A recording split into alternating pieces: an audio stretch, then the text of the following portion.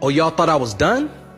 Nah, I want all the smoke. See, I'm not a hater of any people, but the fact of the matter is, the same Jewish community that labels many of us in the black community as anti-Semitic have a long history of anti-blackness that they don't want to acknowledge. Let's get into it. Rabbi Milton Grafman from the Temple Emmanuel Synagogue in Birmingham, Alabama. This devil is quoted as saying, "The lives of 1,000 Negroes are not worth the hair on the head of a single Jew." But Brother Joshua, didn't Jews help us with the civil rights movement? That's a good question.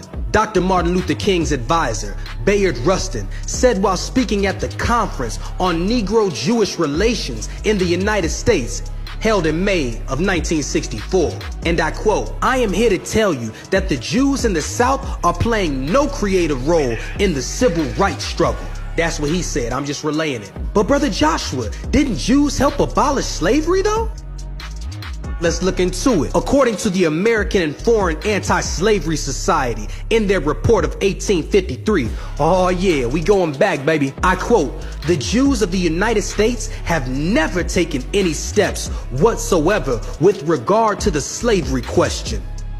The American Jews have 2 newspapers, but they do not interfere in any discussion which is not material to their religion." The report goes on to say, "It cannot be said that the Jews have formed any denominational opinion on the subject of American slavery," end quote. But let's take a look at what they did, however, publish in their newspapers. We coming with receipts today, baby. This is from the Jewish Tribune, St. Louis, Missouri, November 10, 1882. This article is meant to be funny. Ha ha ha. And in this article, they're mocking a dead Sambo nigger, as they call him, who drowned in a river. See, these folks have a long history of mocking black folks, but there's more. According to Jewish historian Dr. Michael Rogan, and I quote, "Immigrant Jews had pretty well taken over blackface by the early 20th century." Damn, blackface too?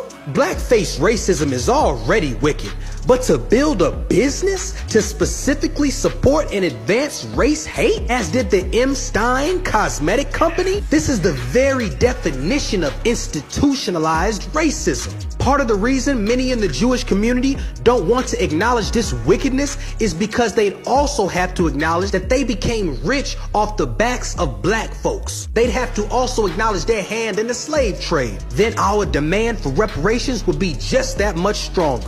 Ye shall know the truth, and the truth shall most certainly set you free.